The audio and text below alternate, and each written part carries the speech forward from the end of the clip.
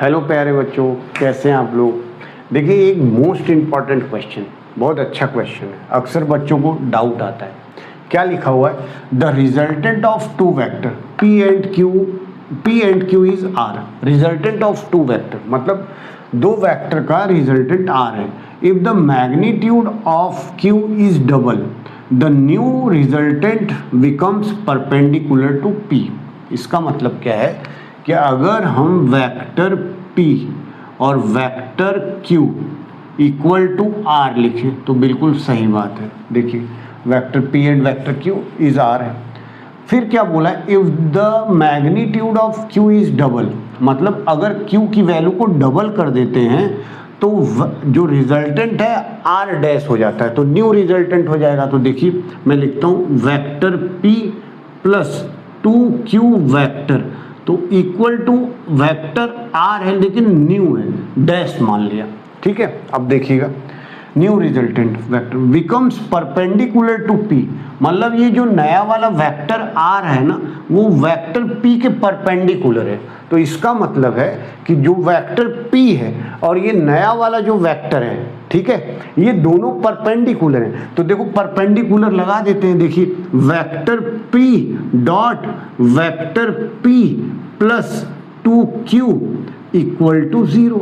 भाई dot product है ना, तो देखो दोनों पर वेक्टर P और जो नया वाला रिजल्टेंट वेक्टर आया है ये वाला P प्लस 2Q, ठीक है, वो दोनों परपेंडिकुलर है। देखिए, दोनों बिकम्स परपेंडिकुलर टू P।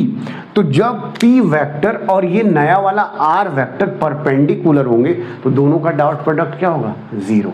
ठीक है, अब आइए डॉट प्रोडक्ट निकाल लेते हैं। इधर देखिए, P vector dot P vector, ठीक है, plus 2P vector dot Q vector equal to 0।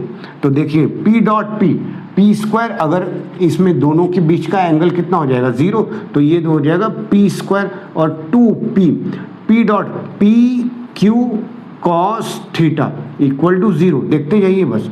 अब देखिएगा, 2P Q cos theta equal to minus P square, तो P से P कैंसिल, तो cos theta equal to minus P upon 2Q, ये आया बेटा।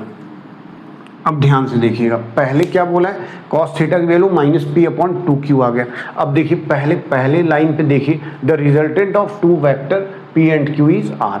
तो भाई साहब, रिजल्टेंट R इक्वल टू क्या आ जाएगा? Under root P square plus Q square plus 2PQ cos theta. यहाँ से यहाँ पे हम सीधे आ गए। तो देखिएगा, R equal to under root P square plus Q square plus 2PQ, और कॉस थीटा की वैल्यू कितनी होगी? Minus P upon 2Q। अब देखिए, 2 से 2 कैंसिल और Q से Q कैंसिल, तो R कितना हो जाएगा? Under root P square plus Q square, और देखिए P और माइनस का P, तो और यहाँ पे प्लस, तो कितना हो जाएगा? Minus P square, minus P square से P स्क्वायर कैंसिल हो गया। R की value under root Q square बेटा आ गया, और R की वैल्यू किसके बराबर हो जाएगा? Q के बराबर। तो हमारा कौन सा ऑप्शन सही हो गया? थर्ड ऑप्शन बिल्कुल सही है। तो नोट कर लीजिए, आपको समझ आया होगा।